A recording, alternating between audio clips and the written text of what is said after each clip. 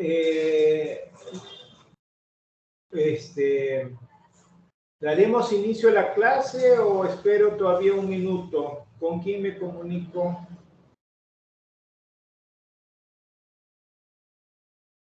Luis, ¿pasaron la voz a todos que iba a haber clase? Doctor, buenos días. Sí,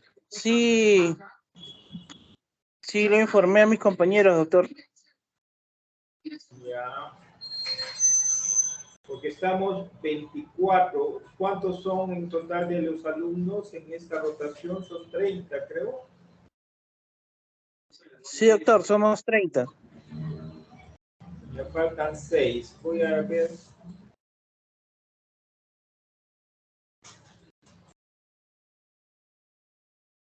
Doctor, buenos días.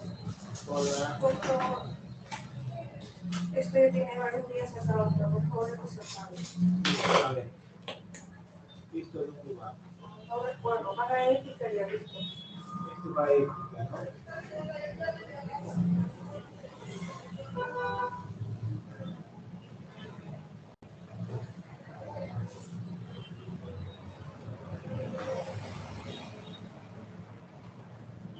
Y esto de acá va a ética. ¿Qué piensamos? Doctor, usted ayer me pasó con el doctor Delgado. Sí. El doctor Delgado está esperando que le mande un documento. ¿De qué? ¿Qué documento? ¿Cómo ha quedado usted con él? Porque el documento que vamos a hacer es a ética, no a él.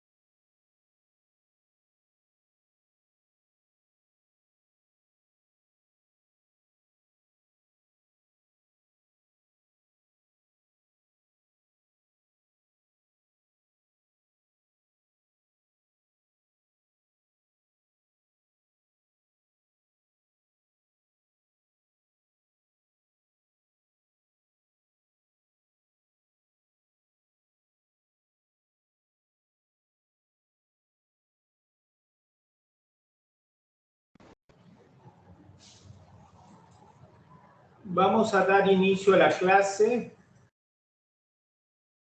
Tenemos 26 personas, ¿no? Que están en clase. Me tomas, Luis, la lista por foto de todas las asistentes, por favor. Bueno, la primera clase que voy a dictar es el niño febril. ¿Qué tenemos como objetivos, como competencia de esta clase? Es identificar a la fiebre como un signo frecuente en pediatría, conocer su fisiopatología y la importancia que tiene en cuanto a su diagnóstico, la gravedad y el tratamiento. Va a contener una introducción, la definición de fiebre e hipertermia. El contenido es la diferencia clínica que deben conocer ustedes de lo que es fiebre e hipertermia, que causan aumento de la temperatura. Enfermedad por calor e hipertermia también vamos a conocer. Los patrones típicos de fiebre, conceptos de pirógenos, tanto los exógenos, endógenos, y las citoquinas, el mecanismo fisiopatológico de la fiebre, la evaluación de la fiebre en lactantes menores de edad, que tienen mucha importancia, causas de fiebre debido a enfermedades localizadas y las diferentes mediciones de temperatura como se realizan en los niños y los termómetros en niños que se usan. Y la definición de fiebre de origen desconocido y el tratamiento por medios físicos y el uso de antipiréticos, las conclusiones y la bibliografía que les voy a dar para que revisen. En primer lugar, la fiebre puede ser un síntoma o un signo. Es muy frecuente en la práctica pediátrica, no es una enfermedad, no constituye una enfermedad. Pero cuando tienen fiebre los pacientes, especialmente los niños, constituye una gran preocupación para la madre y la familia. Los pediatras recibimos un 60% de la consulta telefónica es por fiebre. Y un 25-30% en la consulta externa, generalmente los pacientes vienen porque presentan fiebre y en las salas de emergencia también. Muchos niños pueden tener mocos, tosecitas, ¿no? A veces cuadros muy banales, tipo de posiciones sueltas, todo, pero cuando comienzan a hacer fiebre es cuando comienza a haber una gran preocupación de los padres. Por eso es importante cuando tenemos fiebre un paciente buscar darle un tratamiento no solamente para el problema febril, sino buscar la causa de lo que está ocasionando la fiebre. Por eso es importante conocer su definición, sus causas, su mecanismo fisiopatológico y su tratamiento.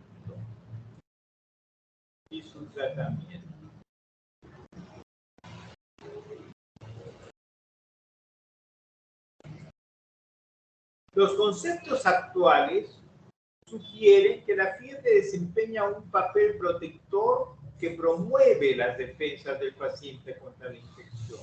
Y eso lo vamos a analizar cuando veamos los mecanismos fisiopatológicos. La fiebre también, como definición, es la elevación de un punto establecido en el centro termorregulador del hipotálamo. Nosotros tenemos una temperatura que manejamos en nuestro organismo. Esto está regulado por un centro, así como un lugar dentro del cerebro, que es en el hipotálamo, donde todos los estímulos que van a producir fiebre va a ser regulado para que no alcancemos temperaturas muy elevadas al desencadenarse el proceso inflamatorio, que puedan ser incompatibles con el mantenimiento de la vida de nuestras células. ¿Quién es el que va a estimular al centro termorregulador? Es la interleuquina 1 y a través de la prostaglandina 2 va a actuar a nivel hipotalámico. ¿Y cómo regula este centro termorregulador para producir fiebre? ¿No?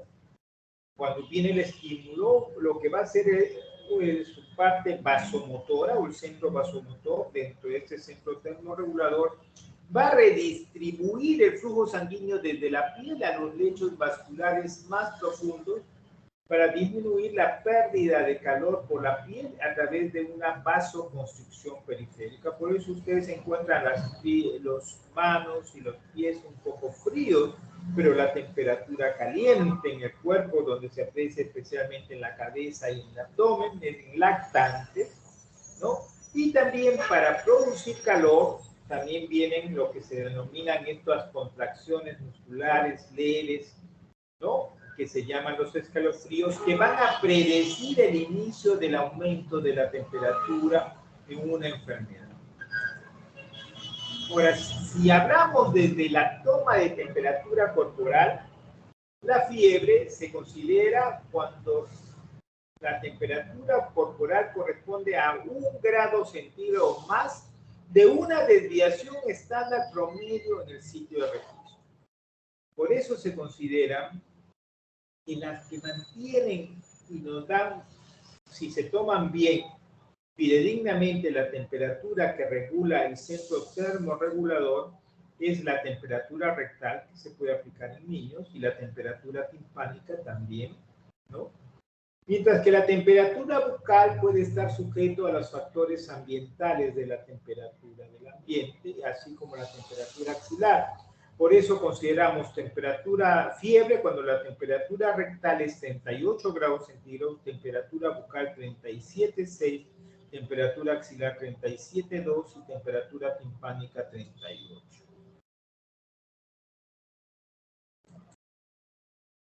Hay también una variación diurna de la temperatura corporal. Todos nosotros no tenemos la misma temperatura en todos los momentos del día.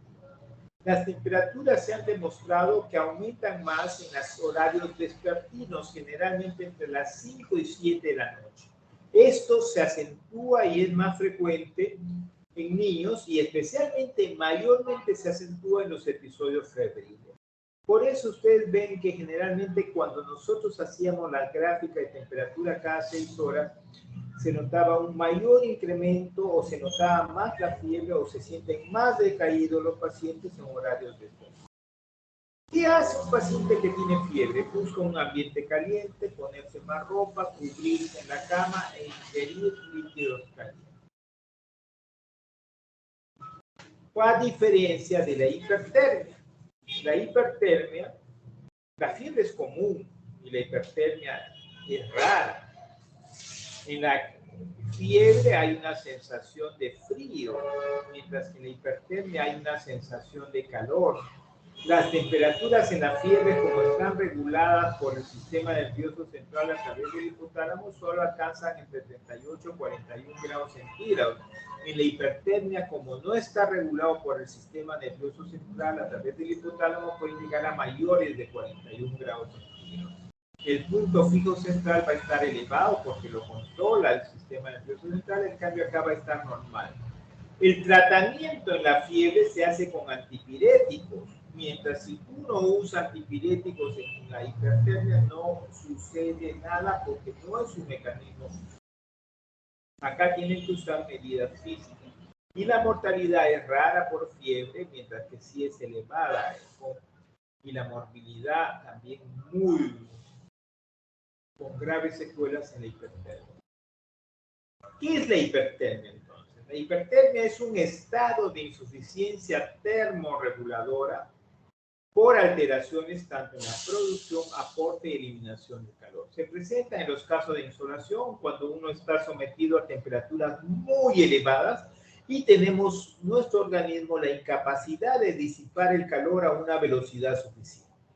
O puede suceder que por medicamentos o drogas puede ser que produzcamos excesivamente calor mayor a la pérdida entonces de calor, y eso se conocía como hipertermia maligna y que ya lo vemos poco porque ya muchos productos como por ejemplo algunos anestésicos que desencadenaban esto se han eliminado del mercado. La hipertermia, como les había referido, no es mediada por la interleuquina 1 o por pirógenos, y la temperatura del cuerpo es más alta que lo que regula el centro termorregulador del hipotálamo. hipotálamo y que acá en estos casos encontramos que es normal.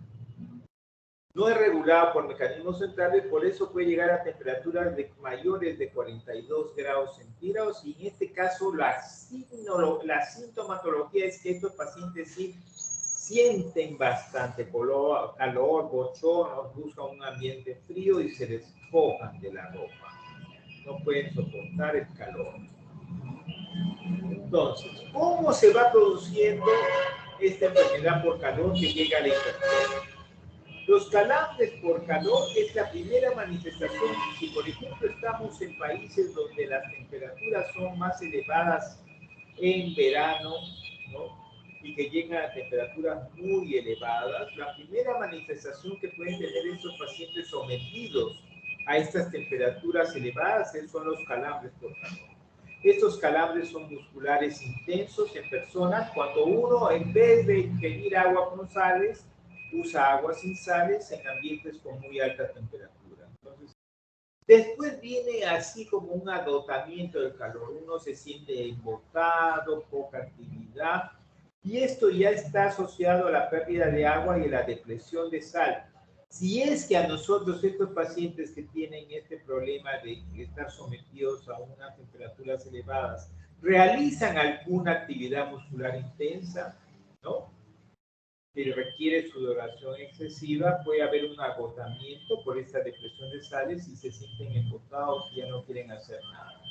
Y el golpe de calor ya es cuando ya aparecen las manifestaciones del desorden caracterizado por una temperatura muy elevada. Puede haber delirio, coma, falta de sudoración. Ocurre en los cuadros epidémicos. Nosotros vimos estos cuadros de calor en la época del fenómeno del Niño y venía mucha gente del norte con cuadros de fiebre muy elevada y con un compromiso del estado general. Y allá también se presentó y una alta mortalidad, 80%, y los sobrevivientes pueden quedar con secuelas neurológicas en forma definitiva.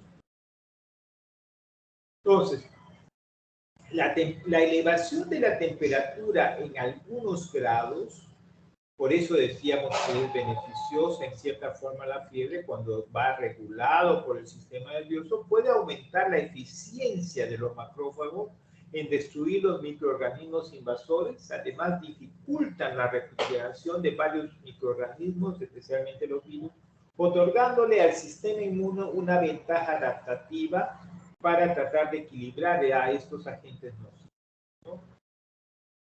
Pero ya cuando tenemos temperaturas mayores a 41 grados, ya estos se vuelven riesgosas para las células porque van a producir cambios metabólicos, cambios en la síntesis de ácidos nucleicos y proteínas.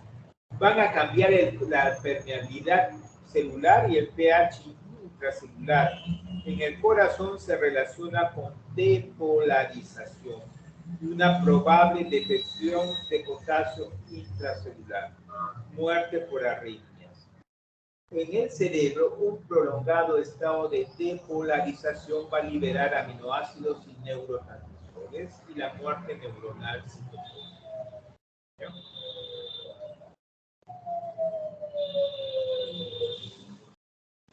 El pirógeno son sustancias que provocan fiebre. Entonces, estos están compuestos no solamente de la interleuquina 1, la que puede estimular al sistema nervioso, al centro termorregulador. Estos pirógenos es cualquier sustancia que va a provocar fiebre. Estos se convierten, hay pirógenos exógenos y hay pirógenos endógenos. Los pirógenos exógenos están constituidos por bacterias y sus endotoxinas, los virus, hongos, protozoos, reacciones inmunológicas, tumores, fármacos. Se originan fuera del cuerpo y son capaces de inducir a la interleuquina 1. Pero también hay situaciones dentro del organismo, por ejemplo, algunos tumores, algunas enfermedades, que van a producir pirógenos endógenos, o sea, reacción inflamatoria, y estos pirógenos se originan dentro del cuerpo y tienen capacidad de inducir fiebre actuando sobre el centro termorregulador hipotálamo, cuando dentro de los mecanismos inflamatorios se elimina la interleuquina 1, el factor de necrosis tumoral en caso de de los cánceres o interferones en los casos de los virus.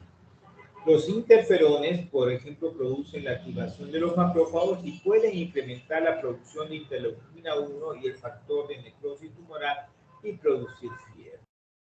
Todos estos productos son polipéptidos, o sea, son proteínas, ¿no? Y son producidos principalmente por los agentes que salen a combatir a todos estos procesos tanto infecciones como tumorales, como son los monocitos, los macrófagos o las células T, que ejecutan, ¿no?, funciones vinculadas al crecimiento celular, a la inmunidad, a la diferenciación tisular y especialmente a la inflamación. Estos se conocen como citoquinas, la interleuquina 1, el factor de necrosis tumoral, la interleuquina 6, son polipéptidos que se denominan citoquinas. Y es el principal medio de comunicación intracelular ante una invasión, son aquellos que se preparan para defender a nuestro organismo de estos agentes agresores.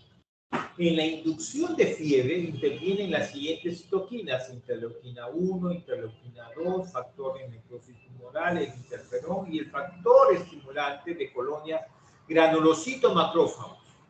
Hay citoquinas que son proinflamatorias y hay citoquinas que son antiinflamatorias, ¿no? Las proinflamatorias son la interleuquina 1 y factor de necrosis tumoral, mientras las antiinflamatorias la interleuquina 4 y la interleuquina 6.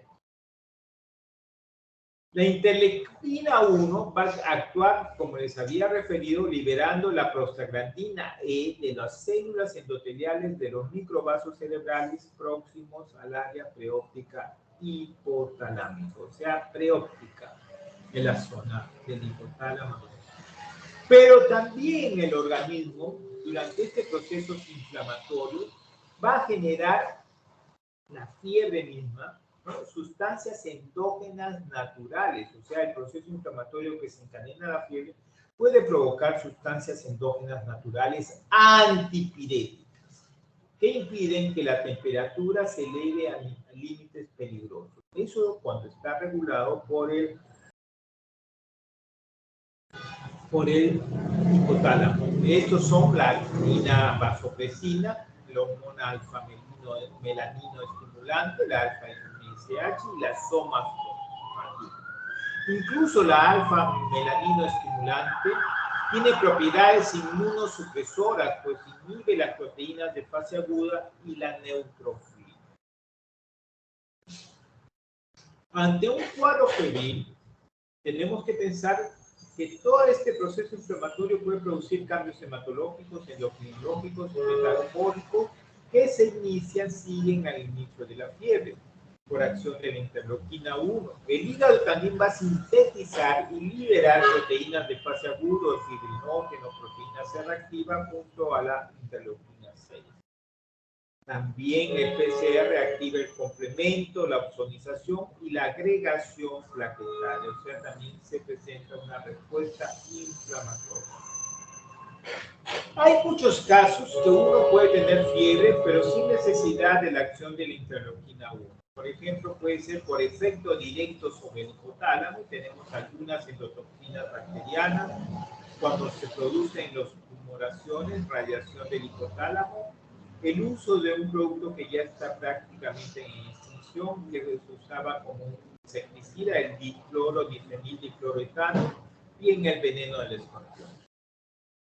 Estas son las funciones principales de la interleuquina 1 a través de estimulación de la prostaglandina E y la colagenasa. No es la única función. Produce la inducción de fiebre, activación también de las células B y T, reactantes de fase aguda, parte de las respuestas, productos parte de la respuesta inflamatoria, promueve el sueño a través del óxido nítrico, o sea, tiene acción, por eso el paciente que tiene fiebre elevada tiene un poco de tendencia al sueño, resorción ósea que sucede en los casos de fiebre muy prolongada, supresión del apetito a través del óxido nítrico y proteólisis muscular. Nosotros en casos de que hemos tenido pacientes con citomegalovirus, hemos tenido 6 meses, por ejemplo, de a veces pacientes con fiebre, producto de esta enfermedad, Entonces, pacientes, por ejemplo, que tenían 9 meses y ya se sentaban, a veces con tanta episodio de fiebre, llega a una proteólisis muscular que pierde la capacidad de sostenerse sentado. Entonces, porque hay una proteólisis muscular. Acá tenemos el macrófago, la interleuquina 1 a través de la prostaglandina E. El centro termorregulador del hipotálamo estimula conservando el calor para elevar la temperatura, elevar su punto a través de los temblores, la vasoconstricción cutánea. Con esto se eleva. También al macrófago vienen los antígenos y también células que también están en actividad, especialmente la célula T activada que entra en un círculo bidireccional. El macrófago puede estimular a través del interferón la célula T activada y estimular la célula plasmática, las células T auxiliares, las células asesinas naturales y las células germinales a través de los diferentes componentes inductores que son citoquinas, ¿no? Y a su vez, esta célula T activada puede activar al macrófago para producir la activación en el hipotálamo a través de la interleuquina 1 y la prostaglandina E. Para que funcione la temperatura, si tenemos escalofríos, todo, tenemos que tener íntegros los mecanismos periféricos que equilibran la producción y pérdida de calor, y tiene que estar funcionando bien el centro termorregulador del hipotálamo. Por eso algunas veces cuando está medio alterado ese centro termorregulador por algún proceso estructural del cerebro, puede ser que haya niños que al nacer tengan temperaturas elevadas y uno se llama fiebre de origen central porque no logra regular bien el centro termorregulador del hipotálamo. Conforme va madurando en los meses puede ya desaparecer esta fiebre de origen central. Todo el incremento de temperatura lleva a producción de calor y esto se manifiesta por la producción de ATP en muchos órganos, ¿no? Que son la energía que se produce durante la fiebre, especialmente donde hay más células, como son el cerebro, el hígado, músculos, intestino, corazón, páncreas, tiroides. En el niño lactante, que todavía la masa cerebral está cubierto por un poco de cartílago y se va osificando en el transcurso del tiempo, uno ve si tiene temperatura cuando uno toca la cabecita y toca la parte del hígado, o sea, en el hipocondrio derecho, porque son las dos células que producen más liberación de energía, porque es mucha cantidad de células, millones de células. Y el temblor viene en respuesta al frío. Y la vasoconstricción, como les había referido, conserva el calor, y la vasodilatación, la pérdida de calor. La pérdida de calor también puede hacerse a través de radiación, que es transferencia del calor desde la superficie cutánea al medio externo por medio de ondas electromagnéticas.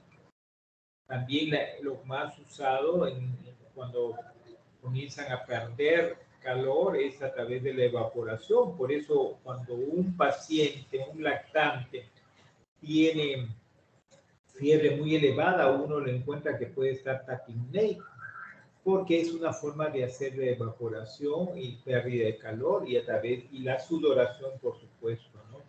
La convección es la transferencia de calor por aire y líquido que rodea la piel, y la conducción es la transferencia de calor entre dos objetos en contacto directo y a diferentes temperaturas. Uno, para bajar la temperatura corporal, nosotros somos organismos de sangre caliente, somos calientes. Incluso en la Segunda Guerra Mundial los judíos, para calentarse, y no tenían pues nada de leña, no le ponían nada a los nazis, se juntaban todos juntos y entre ellos se producían el calor que necesitaban.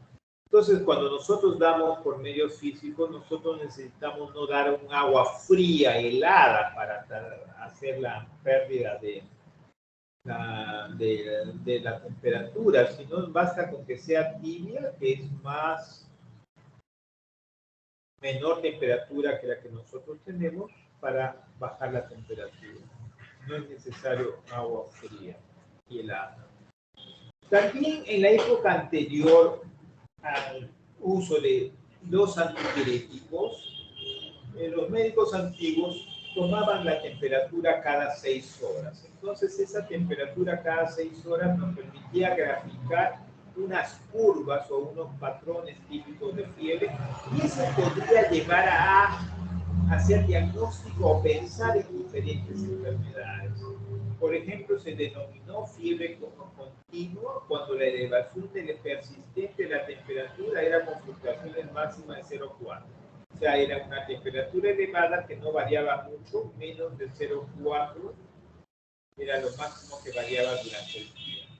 La remitente es cuando en algún momento tenía fiebre y bajaba esto llegando a lo normal, mientras la intermitente es, no, sin llegar a lo normal, perdón, mientras que no llegaba a la temperatura normal. Mientras que la intermitente es cuando descendía y llegaba a lo normal. La ética era cuando había picos grandes y llegaba a pico a la parte del descenso muy grande.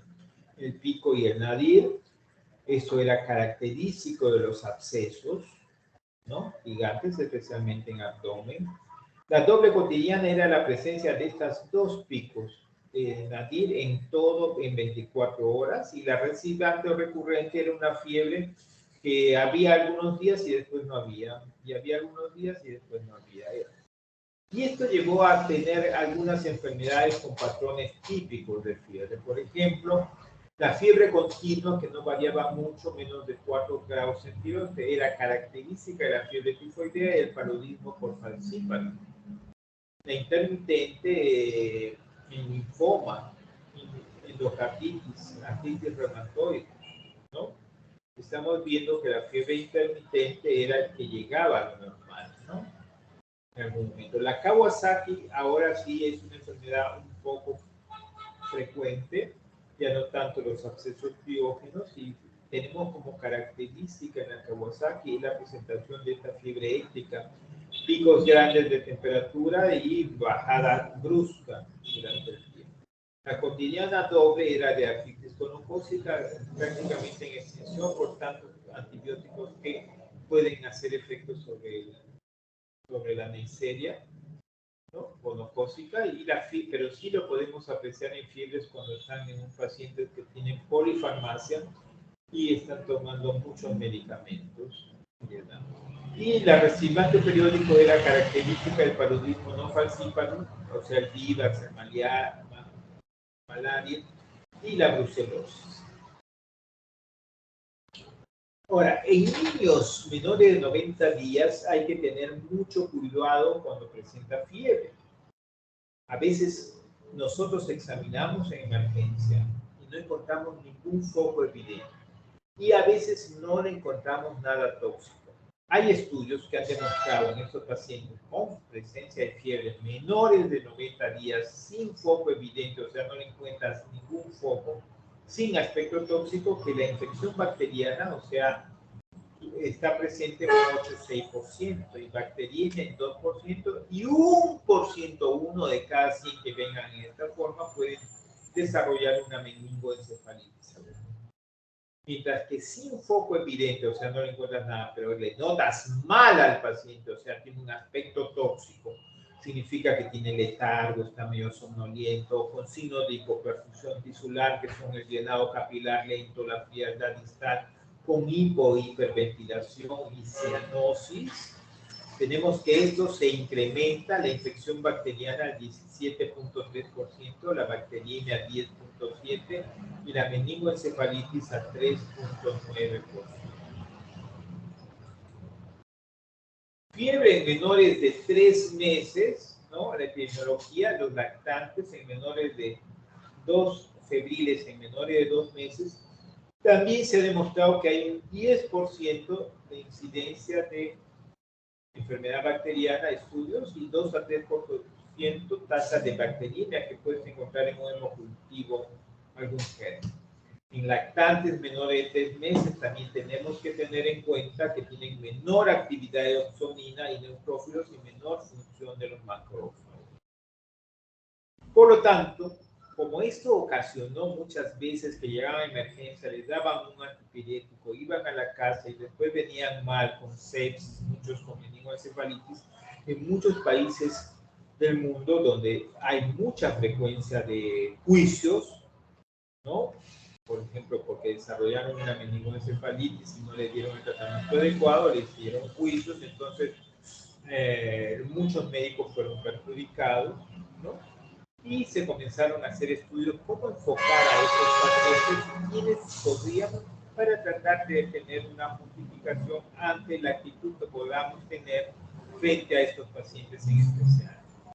Entonces se hicieron varios estudios, uno de ellos, acá resumido por Jorge Gómez, es el criterio de Rochester, para decir cuáles eran los criterios de bajo riesgo, también hay criterio de laboratorio, y el paso a paso que es de la Escuela Europea.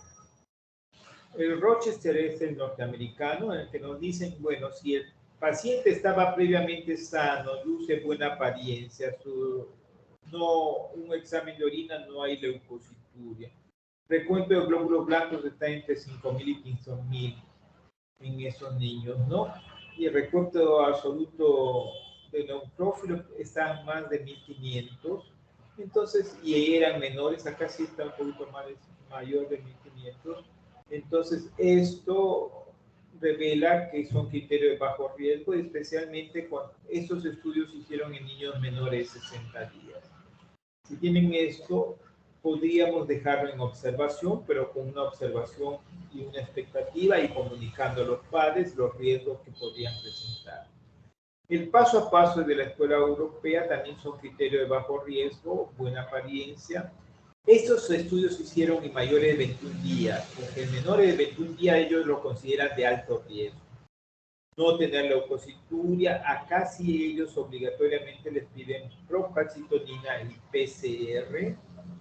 Si están en valores normales y el recuento absoluto de neutrófilos es menor de 10.000 y entre edades entre 21 y 90 días lo consideran unos factores de poco riesgo.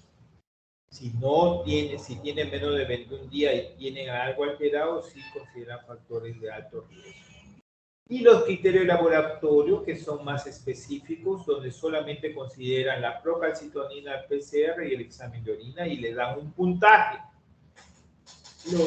La procalcitonina, si está en valores de menores de 0,5 y 0 puntos, si puede llegar a mayores de 2, 4 puntos. Y 0,5 a 2, 2 puntos. Y PCR, si es menor de 40, es 0 puntos, 40 a 99, 2 puntos, mayor de 100, 4 puntos. Y el examen de orina no leucocituria es 0 y leucocituria nitruria, o sea, nitrito, 1 punto. En niños mayores de 7 días, todo esto, si era menor de 3, es de poco riesgo. Si daba procalcitonina PCR, examen de orina y tenía más de 3, ¿no? Esto era alto riesgo. Acá vemos el algoritmo, ¿no? Entonces, para pacientes de alto riesgo, ¿no? Entonces, las edades, la leucocituria, ¿no? La procalcitonina, el PCR da de mediano riesgo y de bajo riesgo. Si todo esto sale negativo, era de bajo riesgo del algoritmo del paso a paso.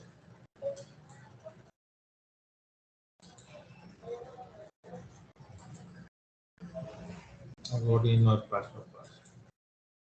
Entonces, esto nos da que como sensibilidad para poder detectar en estos casos, el Rochester y el paso a paso tienen una sensibilidad del 92%, mientras que los criterios de laboratorio son menores.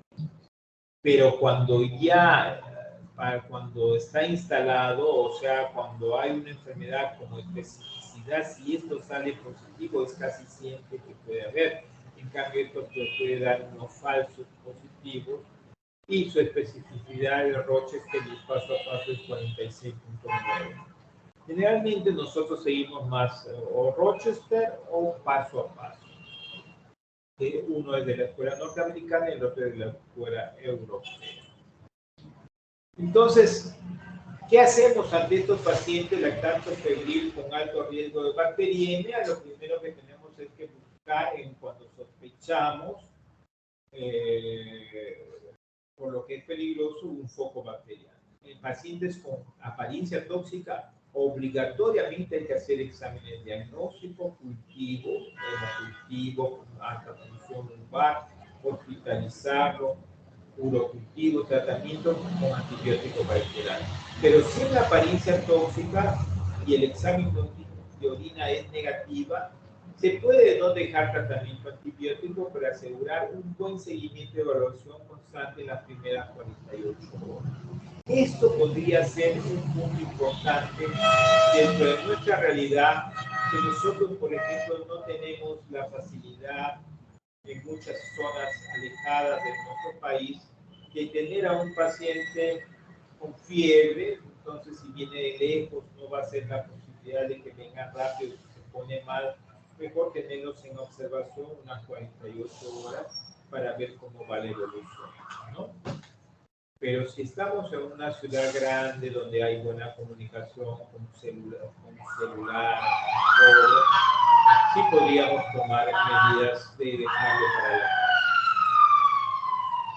Acá la fiebre puede presentarse de días, como puede ser mayores de 2 semanas.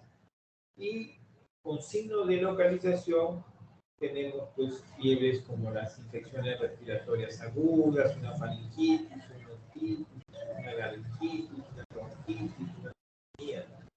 Pero hay casos en los cuales tenemos sin signo de localización, por ejemplo, un virus, infección urinaria, bacteriemia, paludismo. Entonces obliga, y son menores de 2 meses, fiebres sin signo de localización, obligan también a hacer estudios. Y puede ser que esto presente de forma constante, a pesar de los estudios, se tiene que llegar a cuadros ya crónicos, como la artritis reumatoide juvenil, por ejemplo. Causas principales de fiebre debido a enfermedades localizadas tenemos múltiples. Por ejemplo, infecciones respiratorias agudas tenemos pues otitis media, faringoamigdalitis, sinusitis, laringitis. Incluso el mismo herpes al inicio puede haber fiebre y después aparecen las lesiones herpéticas en la boca y en el paladar, ¿no? Y en los labios. Pulmonar, bronquitis, neumonía, gastroenteritis, hepatitis, apendicitis, adenitis, mesenterio.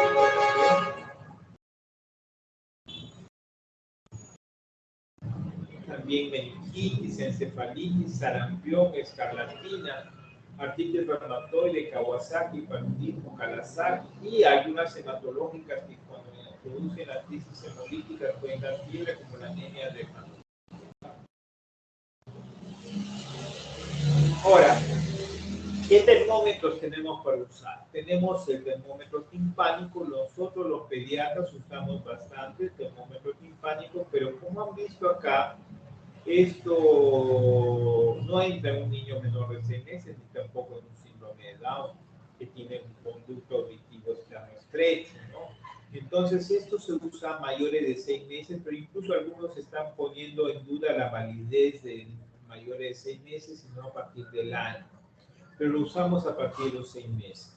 El infrarrojo utilizado en época de pandemia, que el problema es la calibración, que rápidamente se pierde. Si no está bien calibrado, vamos a tener mala temperatura, como se apreció en los controles que había en los centros donde se realizaba, por ejemplo, supermercados, etcétera, ¿no? O tiendas por departamento. Termómetro rectal es lo mejor utilizarlo en niños menores de 6 meses, pero tiene que haber el termómetro debe ser único y la madre debe tener un solo termómetro para su hijo y traerlo al consultorio si queremos tomar. Nosotros antes teníamos un termómetro bañado en alcohol y lo utilizamos en ese momento para aplicarlo y ver la temperatura en niños menores de 6 meses, pero eso ya está en desuso en la práctica, ¿no? Se podría usar el termómetro axilar que se usa, pero ustedes saben que está sometido al ambiente. Si no se toma bien, va a tener una mezcla de temperatura ambiental con la temperatura verdadera del niño. Y el termómetro bucal, que hay que tener mucho cuidado, ¿no? Especialmente cuando era de mercurio. La medición de temperatura se considera fiebre en la temperatura axilar cuando tienen 37.2, en la sublingual 37.6, la rectal 38 y timpánica 38. La ventaja de la medición electrónica es que es menos tiempo para tomar la temperatura, en cambio cuando es de vidrio demoran hasta 5 minutos para tener validez una temperatura axilar y la sublingual 3 minutos y rectal 3 minutos. Vamos a hablar relativamente para que tengan una noción de la fiebre de origen desconocido, ¿no? Para adultos, la temperatura, seguimos los criterios de Federer, hizo que la temperatura es mayor a 38.3 en determinaciones repetidas, es uno de los criterios. Fiebre con duración de más de 3 semanas y no diagnóstico en una semana de estudio hospitalario, podemos decir que es una fiebre de origen desconocido. Y fiebre de origen desconocido en niños se considera, tiene algunos bemoles. Por ejemplo, se considera fiebre a una temperatura mayor de 38 por 8 días. Anamnesis, exploración física y estudios complementarios iniciales, hospitalarios y ambulatorios sin diagnóstico aparente. Estos son los criterios en niños para considerar una fiebre de origen desconocido. El tratamiento es por medios físicos. El baño es con agua tibia, es el único método aceptable, es agua tibia. Nada de alcohol, por favor, porque induce hipoglicemia y coma. Y no hay una temperatura específica para uno ponerlo para el agua tibia. Ustedes tienen que probar que sea lo bastante tibio para no causar temblores y malestar. O sea, de poner una temperatura un poquito más fría. ¿Ya? Ha de ser siempre precedida de la utilización de fármacos antipiréticos. Nunca se le ocurra primero bañar, como era anteriormente, al niño con agua tibia y después dar un antipirético si es que no bajaba. Porque eso produce un efecto de rebote y va a elevarse mayor la temperatura. ¿Ya? Y debe utilizarse estos fármacos antipiréticos para garantizar el descenso antes de la medio físico, para garantizar el descenso del punto fijo, ¿no? En el centro termorregulador del hipotálamo. En cambio, esto es totalmente diferente del tratamiento por medios físicos en hipertermia. En hipertermia se usa bolsas de hielo, enemas de agua fría o helada y aire acondicionado, porque es diferente su mecanismo fisiopatológico. No interviene el centro termorregulador del hipotálamo. Entre los antipiréticos que se usan, generalmente son antiinflamatorios no esteroideos, que tienen como función la inhibición de la ciclooxigenasa que inhibe la prostaglandina E2. Actúan descendiendo del punto fijo del centro termorregulador del hipotálamo, luego de su difusión desde el comportamiento plasmático al interior del sistema nervioso central. No usar medios físicos, le repito, sin previa administración de un antipirético. ¿Por qué? Porque estos sensores periféricos, al detectar una baja de la temperatura cuando uno realiza la administración de medios físicos con agua tibia, ¿no? En relación al nivel regulado por el hipotálamo, va a desencadenar un aumento de la temperatura corporal como mecanismo de conservación y producción de calor. Entonces va a ser contraproducente, baja la temperatura y después va a subir más alto de lo que tenía antes. Dentro de los antipiréticos tenemos al paracetamol, que es el más usado, se absorbe a nivel gástrico, a 30 minutos después de ingerido ya tenemos niveles plasmáticos útiles, o sea, no va a bajar rápidamente la temperatura, hay que hacer esperar unos 30 minutos, tiene acción a nivel central, tiene acción antipirética, analgésica, pero no antiinflamatoria, casi nula antiinflamatoria. O sea, cuando sienten eso malestar del cuerpo general, que sienten que les duele todo el cuerpo, mialgias, todo, no tiene acción. Tiene acción sí analgésica y antipirética. su vida media es corta.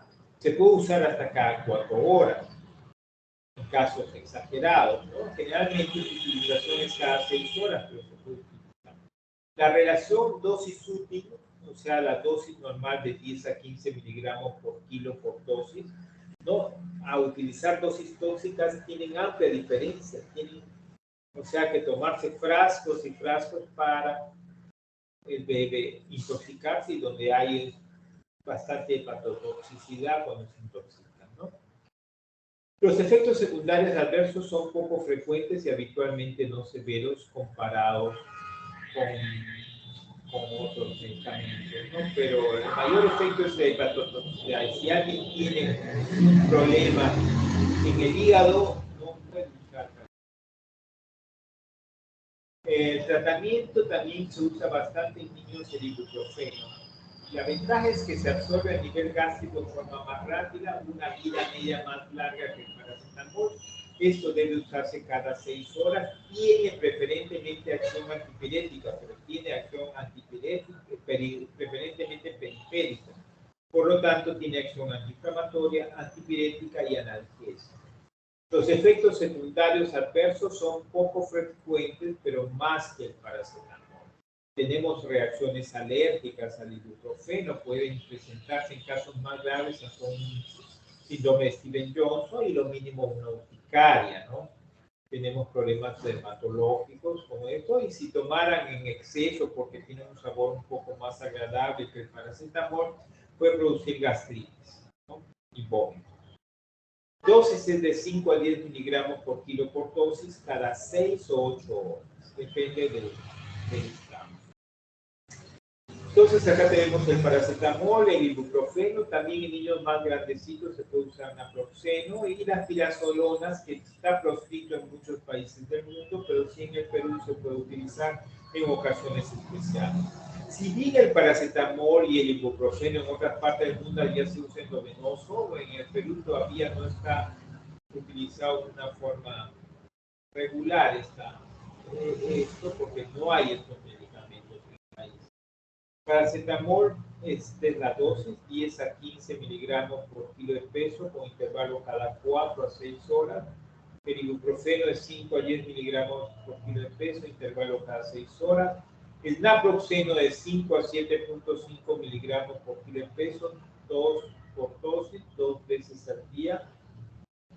Y el metamizol de 10 a 40. Generalmente se comienza con 20 miligramos por kilo por dosis. Y es opcional, puede ser cada 6 o 8 horas en casos muy excepcionales, pero esto es cuando no regula o no toleran estos medicamentos del paracetamol o el ibuprofeno. Conclusiones. La fiebre es un signo importante en la práctica pediátrica. Es importante reconocer si estamos ante un paciente con fiebre o hipertermia. La curva febril puede hacer diagnóstico de enfermedades. En niños menores de 3 meses puede representar una infección grave. Y la fiebre puede ser benéfica y el tratamiento es por medios físicos y antipiréticos. Y acá tenemos una fotografía para ustedes, donde pueden recoger de dónde se ha sacado toda la información. Muchas gracias. En razón del tiempo, voy a dejar de compartir y voy a comenzar la clase de dolor abdominal. No sé si tienen alguna pregunta mientras voy compartiendo la otra clase.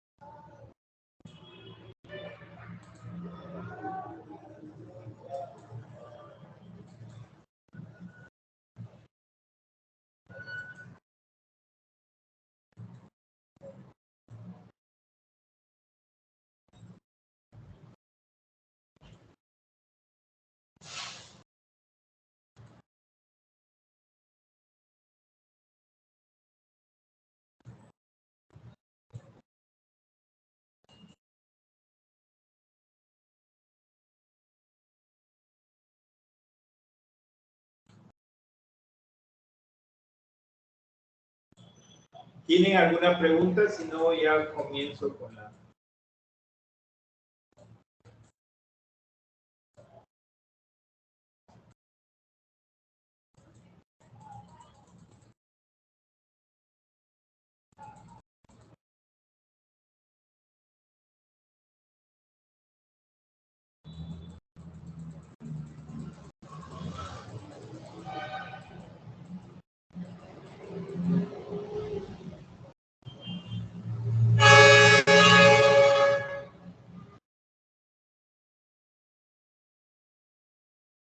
Ya somos 27, ¿no? Ha faltado poco, ¿no?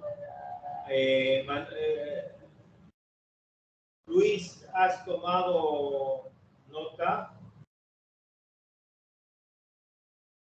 Luis. Luis, ¿has tomado nota de todos los presentes? Luis.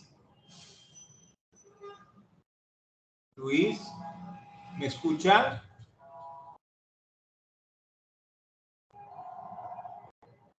¿Me escucha?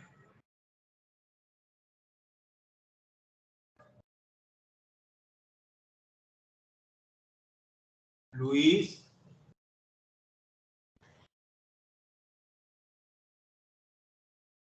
Ana María. ¿Me están escuchando? Sí se escucha, doctor. Ya, Cintia. Tómeme una foto, por favor, de todos los que están en estos momentos asistiendo para la segunda clase, ¿ya? Por favor. Y después al final también me toman una nueva foto, ¿ya? Para la asistencia. Ok, doctor. ¿Con quién intervino? Soy Luis, doctor. Sí, le tomé foto al... Ah, ya, perfecto, ya. Ahorita comienzo la segunda clase, ¿ya? Sí, doctor.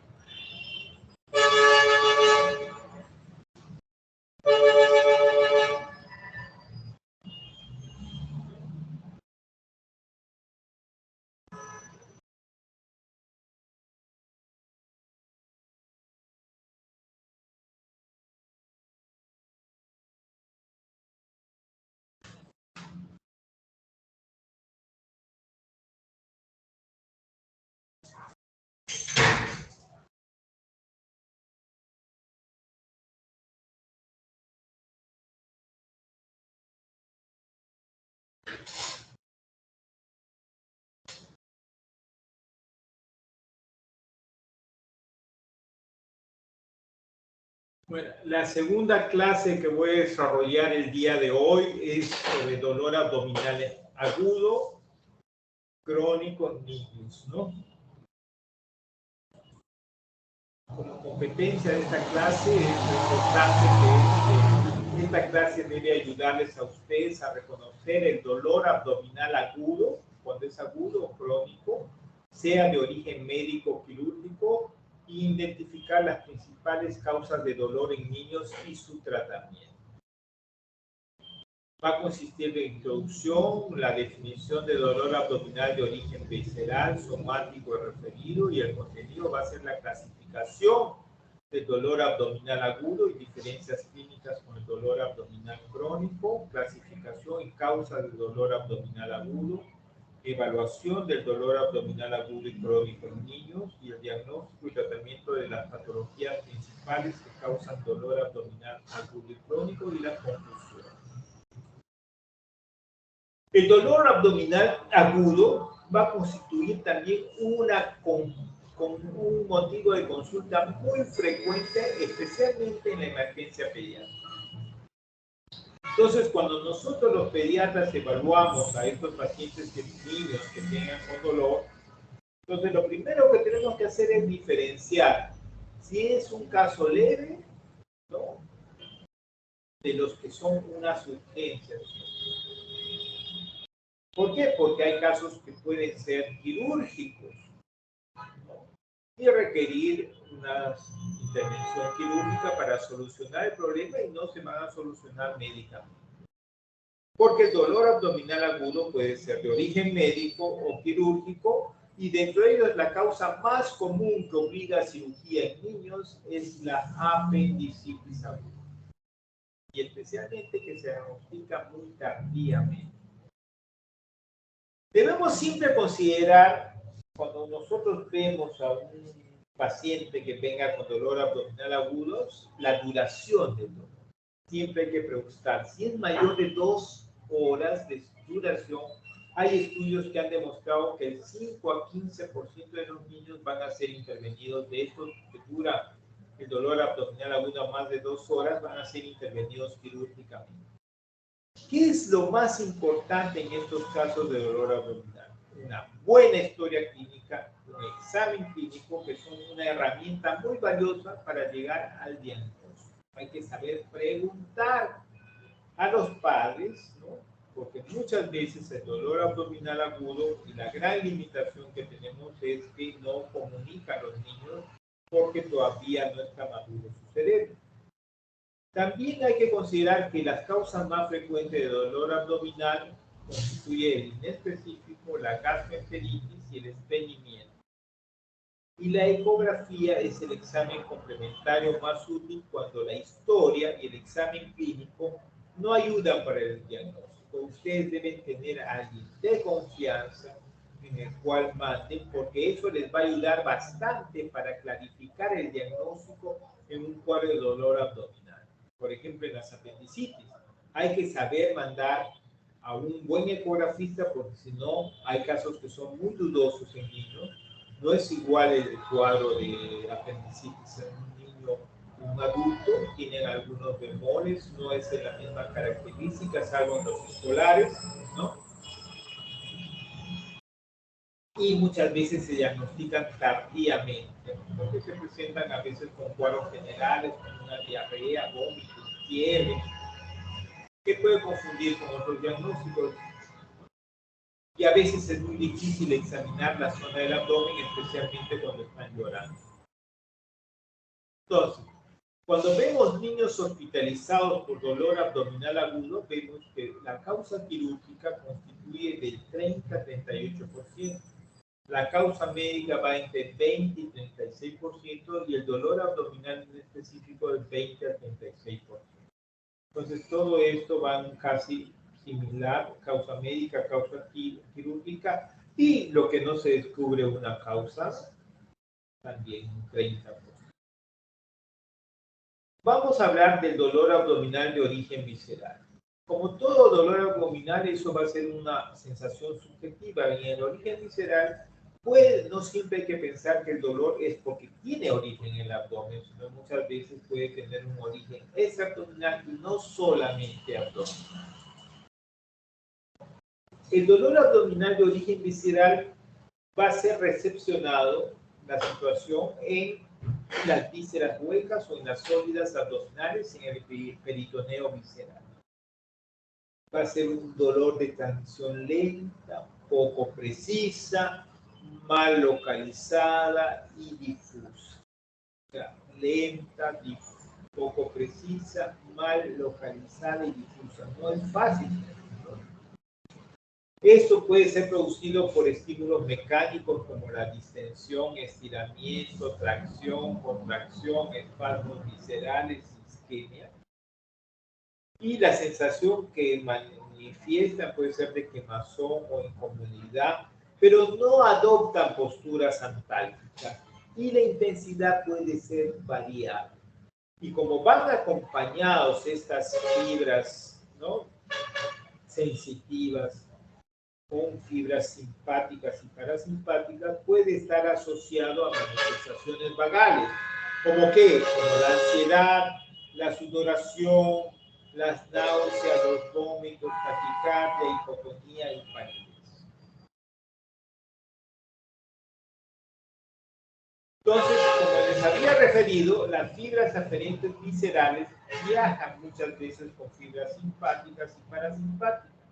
Entonces, ahí cualquier estímulo como anormalidades en la motilidad, por ejemplo, una distensión, espasmo, o problemas del flujo sanguíneo que causan hipoxemia, una isquemia, o secreciones que se rompe una vesícula, por ejemplo, secreciones de origen químico, van a acompañarse, al ir acompañados de esas fibras simpáticas o parasimpáticas, de intranquilidad, náusea, vómitos, taquicardia, bradicardia o sudoración. Y esto produce un dolor sordo, difuso y de difícil localización. Ahora, ¿cuál es la limitación que tenemos para evaluar el dolor en niños? Es que esta sensación dolorosa que tiene el niño va a llegar a nivel de la conciencia cortical o cerebral. Y esto depende de la progresiva para que ellos nos puedan referir el tipo de dolor, las manifestaciones del dolor, la intensidad del dolor. Todo va a depender de la progresiva maduración de los centros nerviosos, que permite recién a los 3 años que ese llanto que tiene el niño nos refiera porque está localizado en el abdomen. Y a los 5 o 6 años que nos precise mejor dónde está localizado. Entonces, muchas veces nos llegan niños llorando, se pueden agarrar en la zona del abdomen, pero no pueden referirnos. Quizás las madres que conozcan más a sus hijos puedan estar. Por eso el examen tiene que ser bien completo, bien minucioso y una buena anamnesis. También tenemos en el abdomen un dolor abdominal de origen somático peritoneal. Entonces, los receptores están en el peritoneo parietal, en la piel y los músculos. Este dolor sí es de transmisión rápida, va a haber eliminación de metabolitos tisulares, y la sensación es localizado, muy intenso. En este caso sí adoptan una posición anal. Y también tenemos el dolor abdominal referido. Referido hablamos cuando es origen en zonas alejadas del abdomen, es un dolor de proyección cerebral con origen visceral o somático.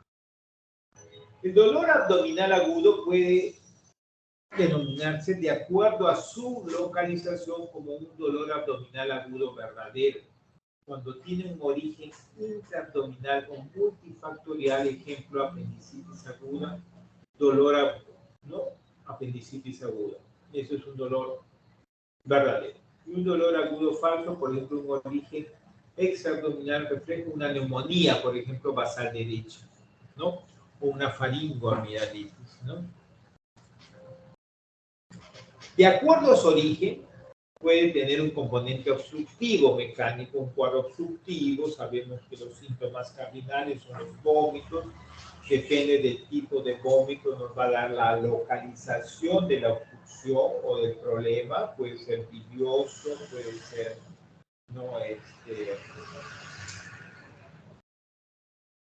puede tener de origen colónico, en el cual tiene un vómito, se me ha ido la palabra exacta, ¿no? Pero origen colónico también, entonces es apestoso, maloliente. Tiene una atresia, y esto puede deberse a una atresia intestinal, a un hilo mecánico, a una invaginación, todo depende de la localización, a un ovillo parasitario podría ser, o una hernia inguinal encarcelada, o un volvo. También puede ser de un origen inflamatorio, por ejemplo, como sucede con las apendicitis, ¿no? Diverticulitis de Meckel, la policistitis y fiebre tifoidea. Puede ser de un origen traumático, lesiones de vísceras huecas, sólidas o vasosanguíneas. Puede ser misceláneo, rotura o necrosis tumoral y la púrpura de Kenoch-Schwann.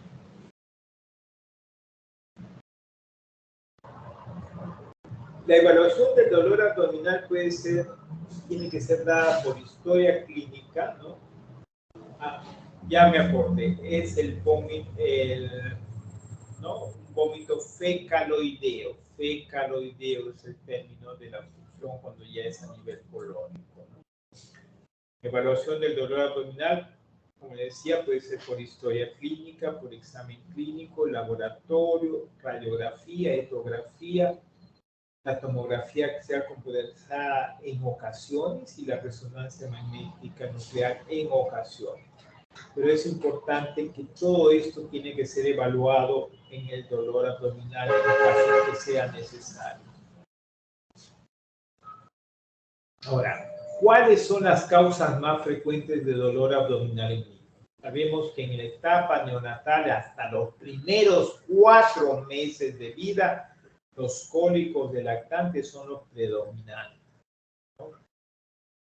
¿no? Entonces, esto es importante. Si en neonatos también tenemos que tener la alergia a la proteína de la leche de vaca y la esofagitis por reflujo gastroesofágico. Es una característica muy especial. Los bebés toman su leche, regurgitan y se comienzan a sentir mal antes de la regurgitación. Bueno, en lactantes, el cólico de lactantes es lo que predomina y seguido ya de los procesos infecciosos como la gastroenteritis aguda. Más o menos a los 6 meses o 4 meses ya pueden comenzar a presentarse los casos de invaginación intestinal, infección urinaria, que tengan que ver muchas veces con defectos de maximación de vías urinarias que manifiestan como causa de dolor en esa edad, alergias alimentarias, hepatitis, el síndrome urémico hemolítico y las hernias urinarias encarceladas, que son raras, pero que nunca uno debe descuidar. En la etapa preescolar, escolar, la gastroenteritis es lo que predomina y el estreñimiento en segundo lugar y las apendicitis en tercer lugar.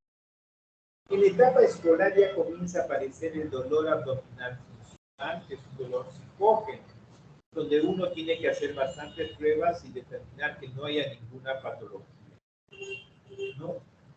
Y en adolescencia, el constipación, dolor abdominal de origen funcional, ya va ocupando el segundo lugar, las apendicitis el tercero, pero ya hay que tener cuidado, especialmente en el sexo femenino, las enfermedades inflamatorias pélvicas, dismenorrea, rotura folicular, endometriosis y algunas veces embarazo complicado. Por ejemplo, muchas veces se descubre embarazo complicado por un embarazo ectópico y a veces no hay conocimiento. Entonces uno tiene que sospechar mal en las pacientes adolescentes cuando tienen ese problema. Pero la constipación ya es la primera fase, ¿no? En la historia clínica es importante conocer si este dolor abdominal es precedido de fiebre, si es precedido de diarrea, si es precedido de estreñimientos o de un tipo de vómito, ¿no? Eso es importante para uno sospechar la etiología. Si vamos a pensar en un cuadro de diarrea, tenemos que preguntarle con ingesta de alimentos, dónde los comió, ¿no? Cómo los preparó. Y otro punto importante para ver la severidad del dolor es si se modifica o no con el sueño. Un niño que tiene un dolor intenso no va a poder dormir, va a estar irritable, no se va a quejar mucho. Y el otro punto importante es si se incrementa con la actividad física. En los niños adolescentes, vuelvo a referir y le pongo énfasis en los antecedentes ginecológicos o obstétricos, la presentación brusca, una perforación, invaginación. Por ejemplo, cuando se presenta bruscamente, hay que pensar en perforación, invaginación, embarazo ectópico, vólvulo de intestino medio. Insidioso en la apendicitis o pancreatitis y crónica en el estreñimiento.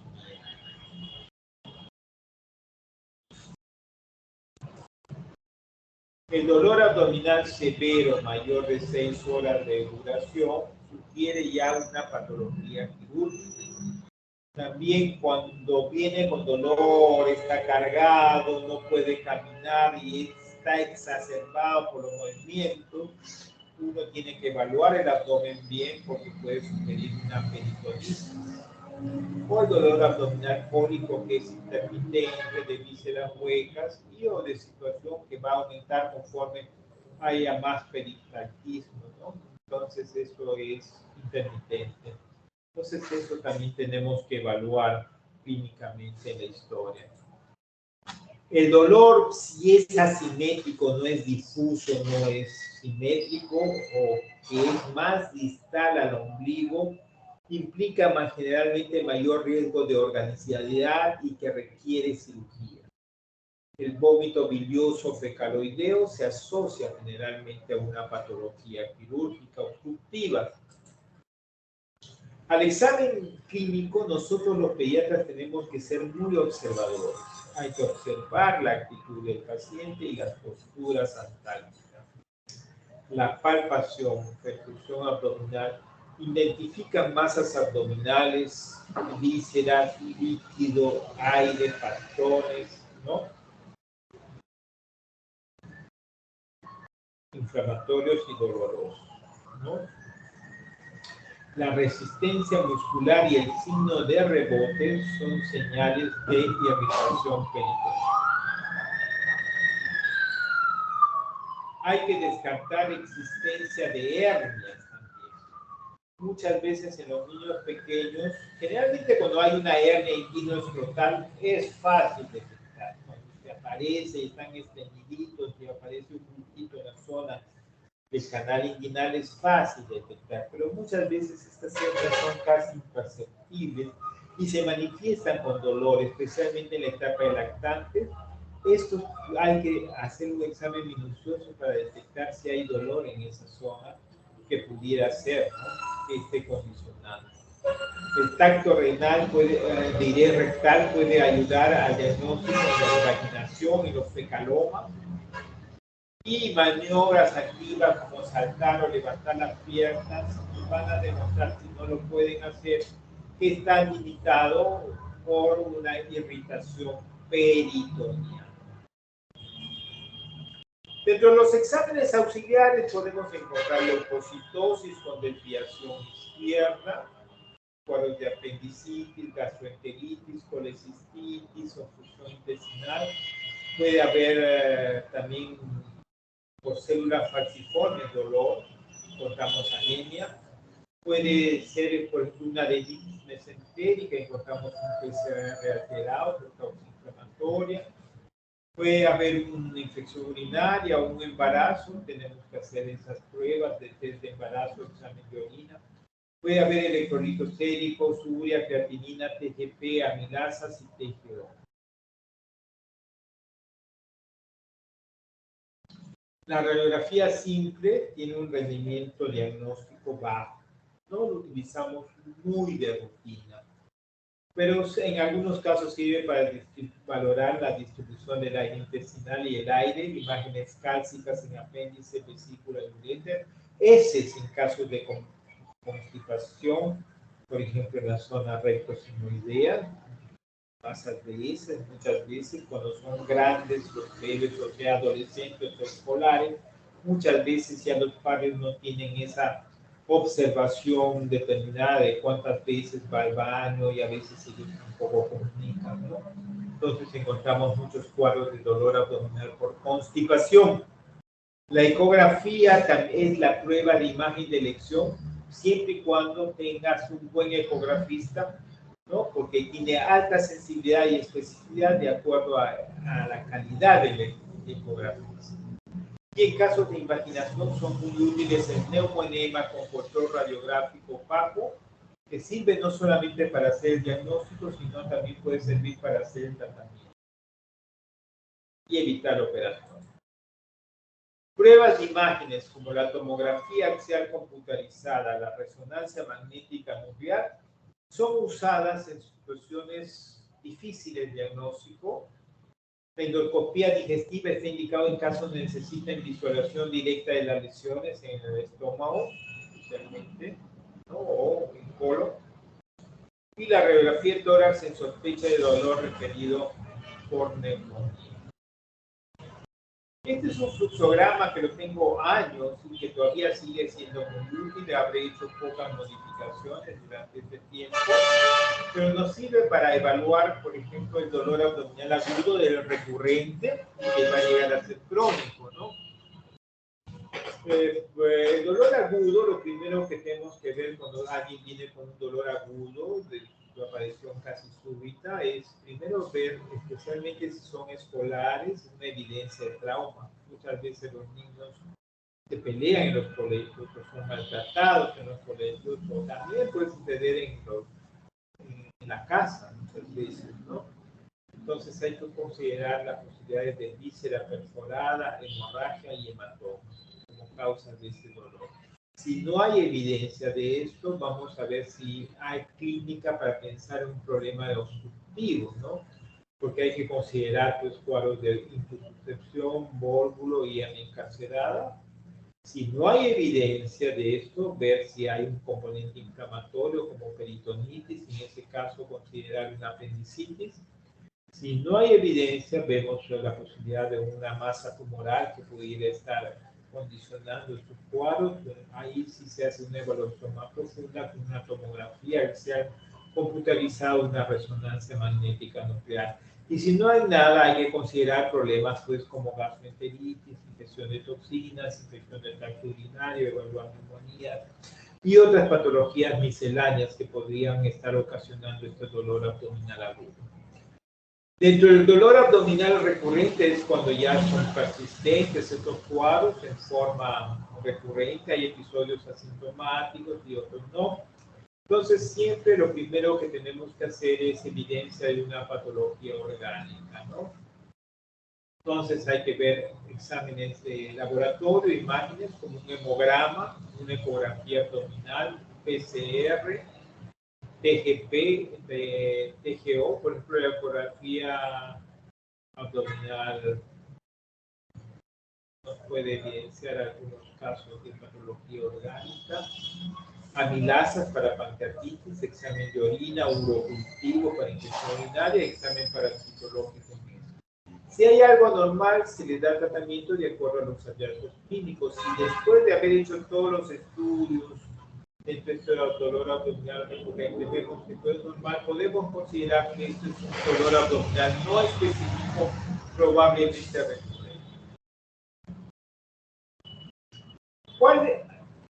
Para el dolor abdominal hay múltiples causas para hacer de dolor abdominal y entonces es importante hacer el diagnóstico diferencial. Puede haber causas infecciosas, no gastrointestinales, por ejemplo la apendicitis, la adenitis mesentérica, la gastroenteritis infecciosa, las intoxicaciones alimentarias, peritonitis y pancreatitis.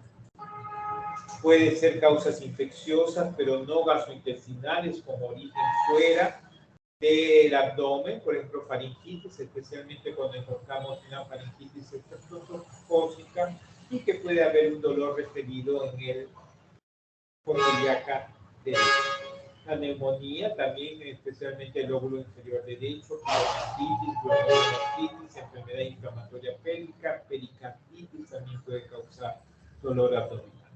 El herpes zóster puede dar dolor en la zona de una metámera que esté localizada en el abdomen antes de la aparición de las lesiones vesiculares y eso puede ser motivo también de entrar en un diagnóstico diferencial y un cuadro de mononucleosis infecciosa dentro del síndrome. Cuando presenta el síndrome mononucleoide también puede ser causante.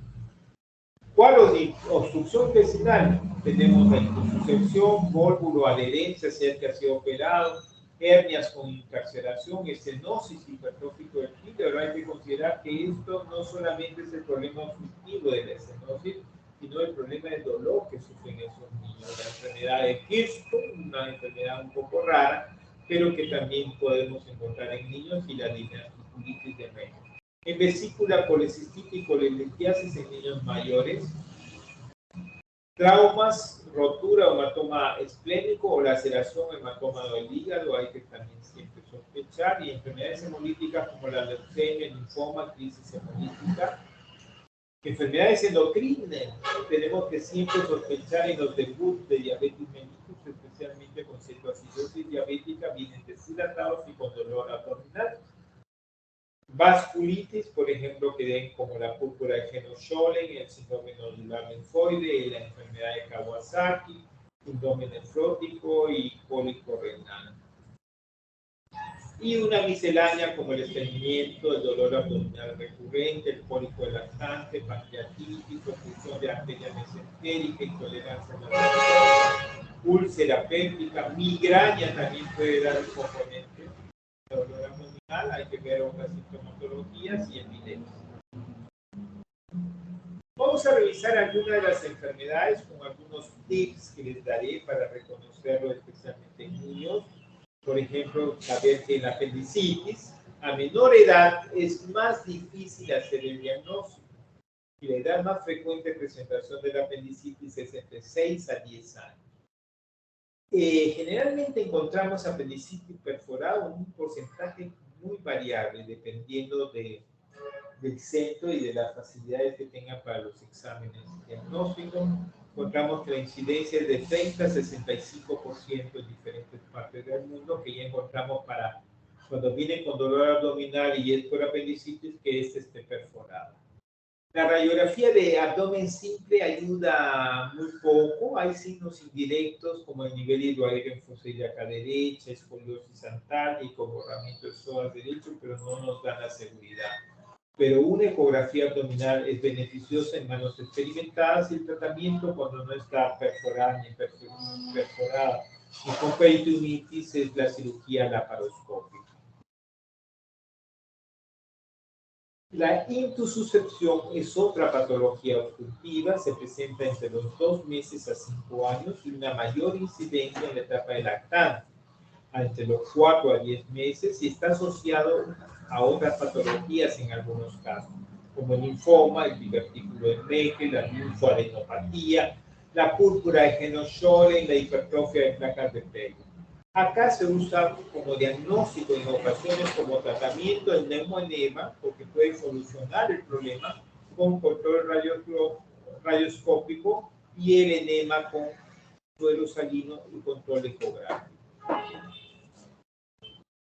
El vólvulo intestinal también es un vólvulo de normal rotación del intestino medio y es congénito, va a producir una isquemia, riesgo de necrosis intestinal, y sucede eso en el primer mes de vida en un 75% de los pacientes. Hay que pensar que la clínica es un dolor abdominal y un vómito bilioso según la localización. Esto va a llevar a una distensión abdominal.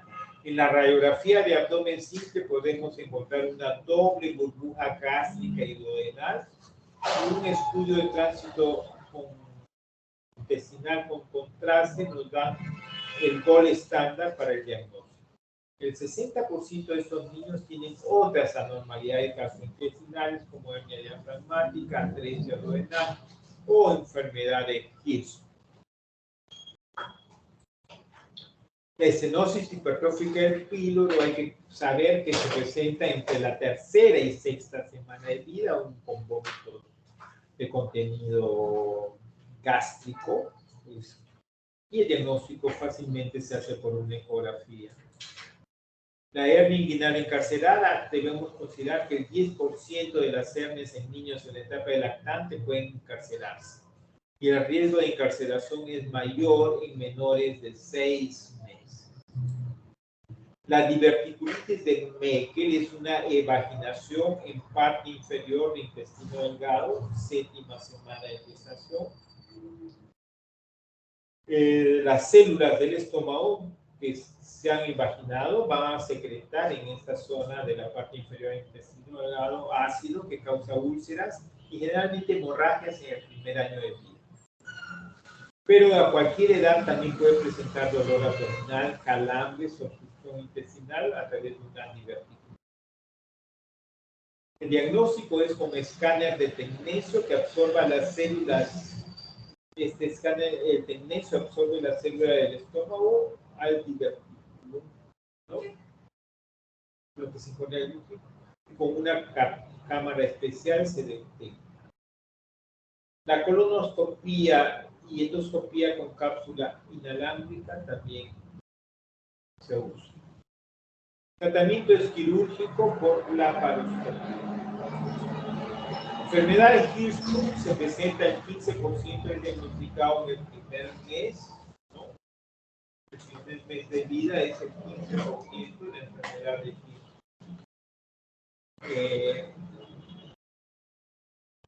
El 60% a los 3 meses.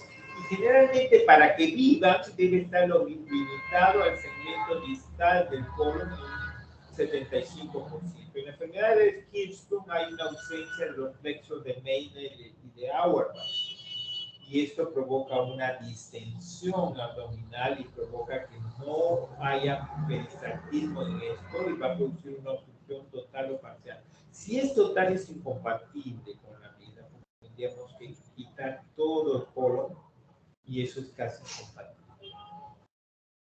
El diagnóstico, pero cuando es parcial, sí tiene solución, un poco fastidiosa. Hay manometría rectal y enema con contraste como pruebas para sospechar el diagnóstico, y el diagnóstico definitivo se hace por biopsia rectal, que nos sirve para clarificar la zona donde se tiene que hacer la operación y retirar ese intestino que está sin plexos. La adenitis mesentérica es una combinación en la cual hay fiebre y dolor abdominal. El dolor abdominal generalmente está localizado en fosa ilíaca derecha. El pródromo generalmente son infecciones vías aéreas superiores y en ocasiones también puede ser por diarreas secundarias a diarrea aguda infecciosa. Hay dolor en fosa ilíaca derecha y en la anatomopatología hay nódulos mesentéricos predominantes que se determinan por una ecografía y que nos ayudan a diferenciar el diagnóstico de una apendicitis aguda. En este caso no necesitas antibióticos, se usa drogas antipiréticas para aliviar sintomatología, pueden quedarse en observación unas 48 horas y van a la casa. La púrpura de Hennes-Schönlein también es otra de las causas de dolor abdominal. Esta es una vasculitis, se presenta entre los 2 a 8 años, es un dolor abdominal tipo cólico que puede llevar a una insuficiencia, pero acá lo principal es cuando un paciente tiene púrpura de Hennes-Schönlein y tiene dolor abdominal, nada le va a hacer un antiespasmódico ni un paracetamol. Acá tú le comienzas a dar corticoides, especialmente prednisona, a dosis alta, y se va a acabar el dolor abdominal, porque es un componente antiinflamatorio para la presentación de la vasculitis que está localizado en esa zona. El cólico lactante es muy frecuente en niños, especialmente como refería en niños menores de 4 meses de edad y sin causa física de dolor. Es un diagnóstico de exclusión. O sea, nosotros no debemos decir que todo niño lactante que venga menor de 4 meses y que llore en forma frecuente ya es un cólico lactante. No, tenemos que hacer al contrario, un examen muy minucioso, especialmente para descartar una hernia encarcelada. Hay que hacer ese examen en dicha zona, evaluar otitis media. Los niños menores de 4 meses, cuando hacen una infección por el oído, generalmente lo hacen cuando tienen un proceso respiratorio alto. Segundo, la vacunación contra el neumococo ha mejorado la incidencia de otitis media en los niños vacunados, pero los niños que están parcialmente vacunados o no vacunados en los primeros meses, cuando se resfrían pueden hacer otitis media y no hacen fiebre, porque no, para hacer fiebre tenemos que tener una buena respuesta inflamatoria y los niños todavía a esa edad está inmaduro el sistema inmunológico y cuando ya verdaderamente hacen fiebre es cuando tienen ya complicaciones. Entonces uno tiene que evaluar el signo del trago en estos niños y evaluar las otitis media para darle tratamiento y se soluciona todo ese cuadro de irritabilidad porque a veces no vienen acompañados de llanto, llanto, llanto y pareciera. También niños maltratados o que se caen pueden tener fracturas, luxaciones, por lo tanto el niño tiene que evaluarse cada ratito para poder ver la movilidad o si hay alguna deformación. También chequear el ojo para ver si hay alguna lesión corneal. Muchos hermanitos vienen y le ponen el dedo en el ojito, le meten un lapicito y le pueden lesionar. No son frecuentes, pero se han presentado casos. A veces también puede ser que sean un poquito estreñidos, si su piel es muy fina en la zona del ano, si son muy estreñidos, se hacen algún esfuerzo rápidamente se rasgan. Entonces, cuando hacen deposición, comienzan a tener dolor y no pueden hacerse, hay una tendencia al estreñimiento y al final cuando sale viene un dolor insoportable, especialmente en niños que no toleran mucho el dolor, y eso tiene relación con un cuadro de llanto y pueden hacer sospechar en cólico, pero si uno lo pregunta puede sospechar y por eso tienen que hacer un examen del anito para ver si no hay alguna fisura. Intolerancia a la fórmula láctea también, especialmente cuando es a la lactosa, ¿no? Una intolerancia a la lactosa que puede condicionar llanto constante y y distensión abdominal o llenarse de gas. Entonces, si uno ya estudió todas estas patologías, entonces uno puede decir que es una causa desconocida y además tiene que cumplir los siguientes parámetros. En primer lugar, seguir subiendo de peso, no tener vómitos, no tener diarrea y no tener... ¿Qué medicación se usa? Acetaminofén, dimeticona, parquiberina en los casos más extremos. Y también se está postulando el uso del probiótico Lactobacillus reuteri no tanto para calmar el dolor en ese momento agudo, sino para prevenir, para disminuir los episodios de estos cólicos durante largo tiempo, o sea que sean menos frecuentes. Entonces el probiótico en el cólico lactante se postula que existiría una microbiótica colónica normal en los lactantes con cólicos y entonces el probiótico va a mejorar la motilidad intestinal y ejerce efectos directos en la vía nerviosa del dolor visceral y tiene que usarse combinado con otras medidas terapéuticas. Porque como les digo, no va a ser que anule el cólico, sino va a disminuir la frecuencia de estos cólicos y la intensidad de estos cólicos que deben desaparecer per se a los 4 meses. La intolerancia a la lactosa también es otro cuadro que produce dolor abdominal en los niños muy pequeños. Al inicio el dolor se presenta entre los 30 minutos a 3 horas posteriores a la ingesta del lácteo. Los síntomas clínicos son cólicos, meteorismo con distensión abdominal, diarrea, flatulencia. La lactosa, al no ser absorbido, va a ser un sustrato para fermentación bacteriana en el colon. Se tiran platos malolientes, fétidos. Es secundario también en niños más grandecitos a cuadro de diarrea, pero esos pueden ser transitorios, salvo que no hayan recibido un buen componente dietético durante sus episodios y hayan quedado maltratados. La intolerancia primaria es rara en niños menores de 5 años. La prueba es la prueba de hidrógeno en el aliento, pero esta prueba requiere la colaboración del paciente. Por lo tanto, no se puede hacer en niños menores de 5 años por la falta de colaboración. Generalmente es para personas adultas y niños mayores.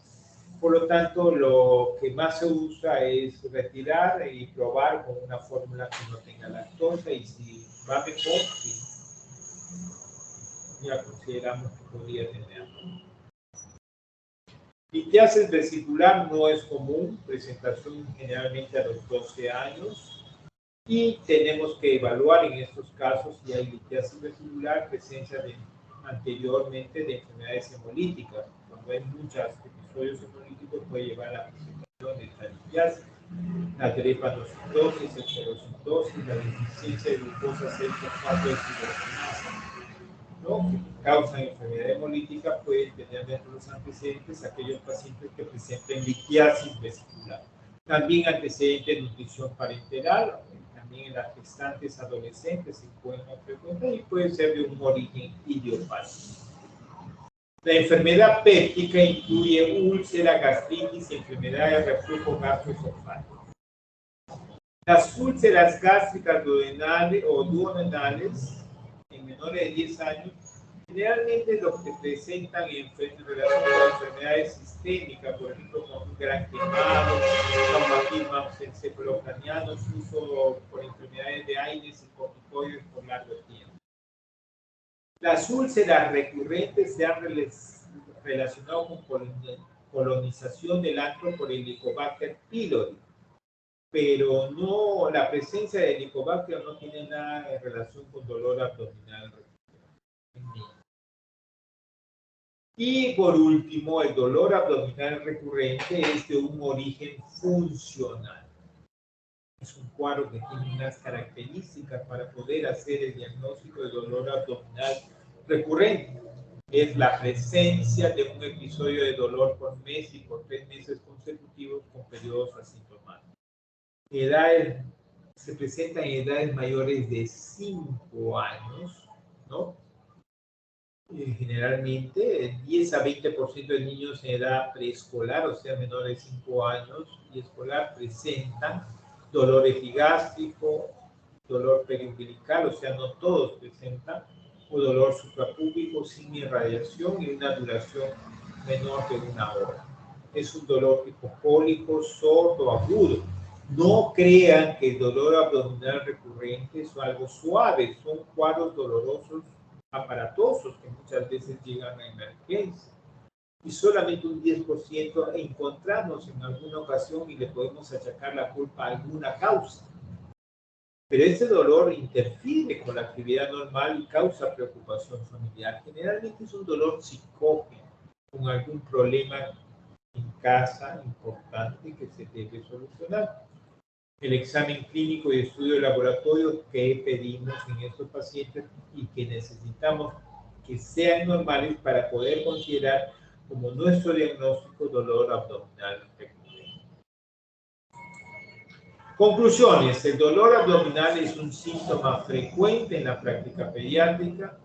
Es importante reconocer si el dolor abdominal es de origen médico, quirúrgico, inespecífico y si es agudo o recurrente. Hay que identificar las causas de dolor abdominal y es necesario identificarlo para iniciar el tratamiento adecuado. Y la ecografía es el examen más útil para el diagnóstico que depende de la experiencia del profesional que lo realiza. Acá tenemos la biografía, ¿no? Y me someto a las preguntas de ustedes si tienen alguna duda.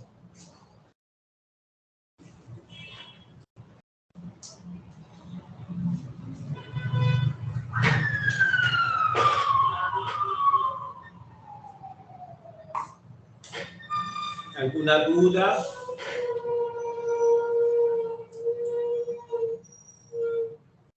Luis, una pregunta. ¿Va a haber práctica o no va a haber práctica?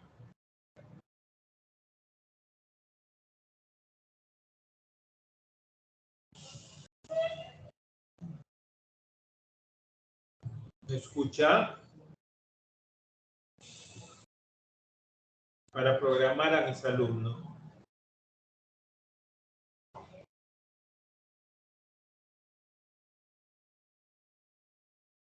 Perdón, ¿me están escuchando? Sí, doctor, sí se me escucha. Escucha. Ya, pero contésteme a alguien, pues, Luis, por lo menos el delegado, ¿no? O María, alguien me tiene que contestar.